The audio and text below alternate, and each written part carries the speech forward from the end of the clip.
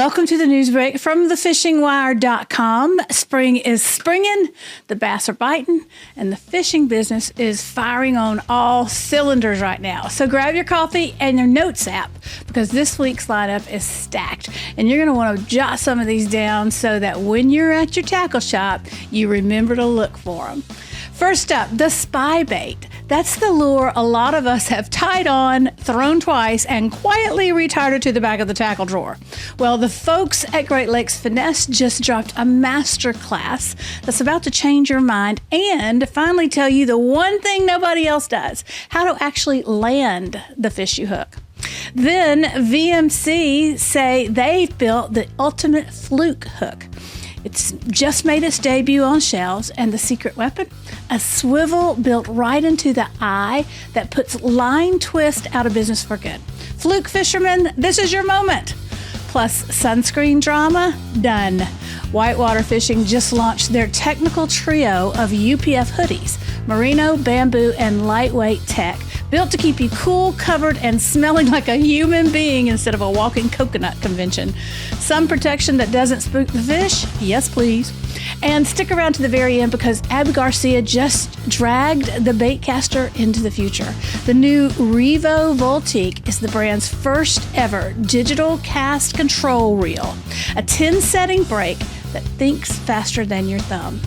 And we got Bassmaster legend Mike Iaconelli himself to walk us through how it works. Trust me, it's something else, y'all. It's all coming up right here on the news break. Let's get after it. Here we go. All right, let's talk smallmouth, specifically the ones that have seen it all. The pressured, forward-facing, sonar fatigued, I've been caught twice already this week, brown bass that look at your bait like it owes them money. If you've ever hooked a 4-pounder on a spybait, watched him jump, and then watched him spit that bait right back out at you like a bad Yelp review, this next one's for you.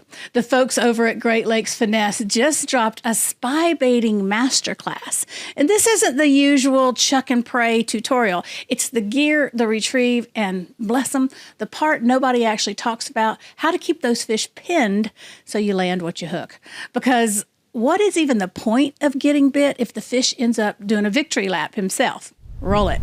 So most anglers tie on a spybait, throw it a few times, they either don't get bit, or if they do get bit, they lose those fish. The truth is, a spybait is one of the most effective tools for catching pressured smallmouth when you know how to fish them right. In this video, I'll walk you through the exact gear, the tricks we use, the retrieves we use to help you get bit. But stay tuned to the end because I'm going to reveal our tricks and the way we keep those fish pinned so you have full confidence when you're fishing a spybait.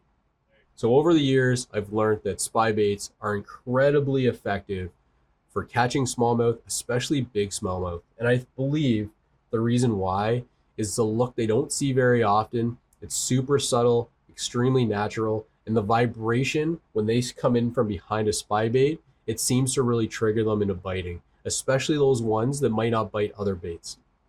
So as effective as a spybait is and the amount of bites it gets, a massive pain point for anglers is the design of the bait typically causes you to lose a lot of fish, especially if you don't have your gear completely dialed in. For me, the biggest challenge is you're dealing with really small treble hooks and you've only got 2 on this bait. So for a lot of anglers, they like to fish these baits for fun. They'll use them in practice, but they'll be the last resort when they're actually in a tournament situation because they don't want to hook a fish and lose a fish when every bite matters. All right, now let's talk about when to throw a spybait. So generally the conditions I'm looking for a spybait where it's going to become top of mind is when I know there's, smallmouth in the area. Maybe they're not exactly in a, power fishing mood to bite, big reaction baits.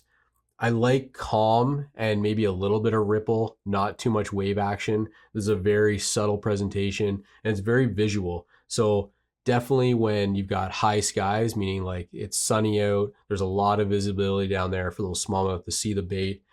Don't expect this bait to perform when it's cloudy or, when it's low skies. Again, we're relying on their vision for this technique. So when it comes to where I'd fish this bait, I've found that the spybait excels over flats. So if there's boulders, or there's weed clumps and those fish are relating to anything really on those flats, that's when I'm going to use this bait to cast past the structure and then slowly reel it past, whether it's the boulder or whatever. And I'm going to cover a lot of water. It very much is a power finesse search bait in a lot of cases for us. In terms of depths, I found that the bait really excels up shallow. So in that like 4 to 13 feet in clear water, that can be considered shallow. When you get out deeper, they do work. You need to get in some bigger, bulkier sizes. But definitely when I'm shallow, when it's calm, and when it's sunny, that's when I'm thinking spy bait. Okay, so when you finally find the fish and you know what they're doing, the key to this bait and getting the right cast is to keep that bait above their head and continuously move. You never want to change the cadence of the bait. So what we do is, whether you have forward-facing sonar or rub shallow, we know how, where they're cruising on the bottom or around off the bottom. We're going to cast it way out there, and this bait will actually shimmy on the way down as it falls. Sometimes that's going to trigger bites. More often than not, though, it's just going to get you in the right column of the water column, like the right depth, and then you're going to start your retrieve. And you're just going to reel it as slow as you can, keeping those blades spinning. And you kind of want the bait to basically just ride above their heads, so you're not touching bottom, but you're still reeling slowly. If it's windy, sometimes we'll reel it a little bit faster. We'll even upsize our weight, but more often than not, just simply cast it out, make sure you keep it above their heads. And no matter what, even if you see those fish following it, 20, 30, 40 feet away from the boat, you see that big blob or black follower. Sometimes they get really black and dark. Sometimes you see that. Do not change the cadence of the bait, meaning don't try to impart any jerks or actions. You're just going to reel it straight. And if they don't bite, that's okay. You can circle back, make a long bomb cast of them, and sometimes that will allow you to get a second chance of that fish. But we found that as soon as you impart any kind of action or you kill the bait, you've immediately lost your chance of catching that fish. All right, so I promised you guys that I would tell you how to keep these fish pinned so you gain the confidence you need to fish a spy bait, even when you got big money on the line. So the first thing, like I said when we were talking about gear, is having the right rod, reel, and line setup. Having your drag when you got, I'm not going to talk about the line again, but the key is your drag. You actually want it pretty loose, probably looser than you would expect. Basically, when I'm setting my drag, I'm pretty much envisioning applying minimal pressure. A lot of the times, these fish will almost set themselves the way they hit it, because they hit it so aggressively, and these little treble hooks have such fine wire hooks. As long as you're applying reasonable pressure to that fish, like, you're gonna be fine. So expect that your drag is going to be working a lot when you're landing one of these fish. So don't be afraid to let that fish run. Definitely don't try to really force a turn unless you absolutely have to. So unless that fish is going to a log or a piece of structure or a big weed clump that you feel like you're going to lose the fish, don't try to turn the fish. Just keep good pressure on the fish. Allow that fish to get tired. I find with a spy bait, the fight is typically quite a bit longer than if I'm fishing with other finesse techniques. That's how minimal amount of pressure I'm applying to those fish. Now, here at Great Lakes Finesse, we know that it's not that simple. So we've actually designed the stay pin spy bait to be the problem solver of losing fish with a spy bait. What we've done is we've actually added a third hook on the top. Most of the time when these fish bite, they're going to either hit it from the back and eat the tail, or they're going to hit it from the side. We positioned a back hook on the top because we really, no spy bait this size has the ability to have 3 hooks on it. They would either get, tangled up with each other, or the internals don't allow for it. So we put it on the top. No matter where they hit it, from the head, from the back, there's always an opportunity to get 2 of the hooks, and that's going to eliminate a lot of the leverage they get from a spy bait. So typically, when you're fishing a normal spy bait, if they come in from behind and they eat it, they're only getting that back hook. Now you've got the leverage of this entire spy bait going back and forth when they jump, and they're shaking their heads. That's why you're losing a lot of those fish. So this back hook on the stay pin spy bait is going to pop free.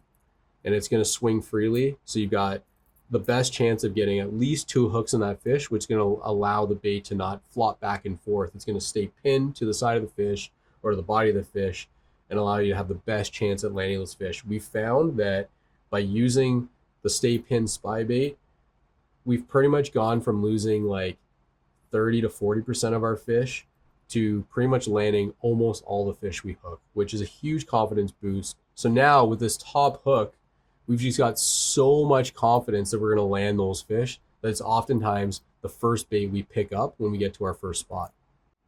So now you know everything you need to know to turn a spy bait into your new confidence bait and keep those fish pinned.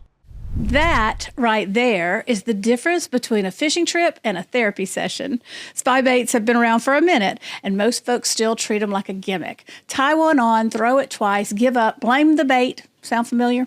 But fished right, slow, steady, with the rod doing the work, they are flat out lethal on pressured smallmouth, the kind of clear water fish that have a PhD in ignoring everything else in your tackle box. So if you're heading north this summer or your home lake's gotten so much sonar pressure that the fish are filing restraining orders, bookmark that video. It just might be the difference between a fish story and a fish picture. Speaking of keeping fish pinned, up in Minnetonka, Minnesota, VMC just dropped a new addition to their RedLine series, and it's got Seth Feider's fingerprints all over it. The new RedLine Swivel Fluke Hook is built for soft plastic flukes, and Feider calls it, quote, the ultimate fluke hook. Big claim, but here's why it lands. The PTFE coating punches the point through 50% faster. Now, PTFE stands for polytetrafluoroethylene, but most people know it as Teflon. It's the same stuff on your nonstick skillet in your kitchen. On a fish hook, that slick coating does 2 things. It cuts friction so the point drives through bone and cartilage faster. That's why VMC says it's 50% faster penetration. And it resists corrosion. Same principle as a nonstick pan. Less drag, less sticking, cleaner glide. There's an epoxy mono keeper that locks your bait on no matter how hard you rip it, and a custom offset round bend to kill skin hooking for a hookup rate they say is next level. And the headline feature, a swivel built right into the eye. If you've ever lost a fluke fish to line twist on spinning gear, that problem just left the building. Bonus, the extra weight keeps your bait dancing right under the surface. It's $10.99 pocket change for not losing the fish of the day. Okay, let's talk sun protection, because if you spend enough time on the water, your dermatologist already has a chair with your name on it. Whitewater Fishing just dropped their technical trio of UPF hoodies, and the pitch is simple. Total coverage, no greasy sunscreen, no fish spooking smells on your hands. First up, the Spindrift Merino hoodie, 120 grams, UPF 50 plus, naturally antimicrobial. Translation, it kills the funk before the funk starts. Next, the brand new Slipstream Bamboo hoodie, a bamboo poly blend with UPS 15 that breathes like AC on full blast in August. And the workhorse, the lightweight tech hoodie, UPF 50, built to handle a full tournament season without flinching. All 3, 4-way stretch, clean look, no billboard logos, sharp enough to wear straight from the boat to the dinner table. Stay covered, stay cool, and stay in the hunt. All right, one more before we wrap for now. If you've ever crashed out on the deck of your bass boat after backlash that looked like a wig caught in a ceiling fan, Abu Garcia would like a word with you. They just dropped the Revo SX Voltique and Revo X Voltique, the brand's first ever digital cast control reels. And this isn't your buddy's centrifugal brake setup with little weights flying around inside. Voltique is a 10-setting digital braking system that actually adapts through your cast. It pauses on the acceleration so you can bomb it, then feathers it on the back end so you don't, well, crash out again. Here's pro angler Mike Iaconelli to walk us through exactly how this thing works. First things first, what is Voltic? What does that mean? Guys, this is a bait casting reel that has computerized software and hardware built in the reel to make casting easier, more efficient, and to give you longer cast, okay? Here's the one thing I want to tell you. I've got to experiment with this reel. The Voltic reel is not just for beginning anglers to bait casting. Sure, it's great for those guys. But this reel is for every level of angler, including the guys that are out there doing it every single day. Using this hardware and software that's built into this reel, we're going to be able to control a cast in any condition. Now, that's the big thing I want to talk to you about. Today, we're hiding in a cove back here because it's blowing like 20 out there. To cast a little bait in heavy wind, very, very difficult. This reel is going to give us the ability to adjust under different conditions, okay? So little bait, strong wind, large bait in moderate wind, skipping docks, trying to place something under a dock to not get over spooling. We're going to do all this, and we're going to use that computerized hardware and software to control the cast. Okay, let's talk about that. So you're looking at that reel, and you're like, it looks like a normal reel. This stuff is built in, and it controls the braking and tension mechanism on that spool. It never needs to be charged. I know what you're thinking. How the hell are you going to charge this? You got to plug it in? You got to put a USB on it? Your casting and reeling recharges that all by itself. So it never has to be charged. But that system knows when to apply brakes under certain situations. And we're going to control that with that dial. And if you look at that dial, we've got number settings from 1 to 10. And based on where we adjust that, we're going to be able to maintain a long, smooth, accurate cast no matter what the conditions are, okay? The great thing about the Abu is that control is very linear, right? From 1 to 10, we can control that. With each number, it's a very linear control. It's not like that, but it's just nice and even, okay? And based on that dial, we can really dial it in. So here we go. If you look at that, you see the numbers 1 through 3 are actually white on that dial. And 1 through 3 is what we call the Pro mode, So on the Pro mode, it's applying brakes, but you don't want to change anything in the way you cast. Just cast your normal routine, and it's going to apply the brakes a little bit on the cast lift, launch, and then land, okay? And it's going to give you maximum distance, but also smoothness. That's the other thing I want to get. So Pro mode, let's put it in 2, and I just want to show you. So I'm doing my normal cast with this one. Throw it out there. You can hear it. When that bait casts, you could actually hear it accelerating and decelerating. And you saw, even with these windy conditions that we have today, this is a better cast than I'm going to get with a normal reel, okay? So on Pro mode, look at that. My normal cast is going further and smoother, okay? So Pro mode is great. If you're fishing every other day, you're a guide, you're a pro angler, you fish all the time, 300 days a year, you're already good at casting, this is going to make you better, okay? Let's go to the next setting, and now we're going to go to setting 4 to 6. And on setting 4 to 6, it's going to give you brakes during the acceleration process, okay? So think about those times when you're really trying to whip it out there, heavy wind, you have to make a super long distance cast.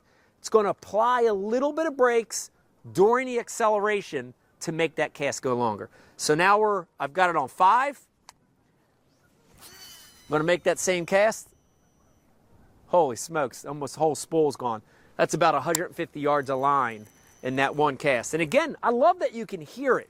You can hear it in the reel. That's that computer working. All right, now we're going to go to the next setting. And every setting we go up, we're getting more challenging casting conditions, whether it's the wind or waves.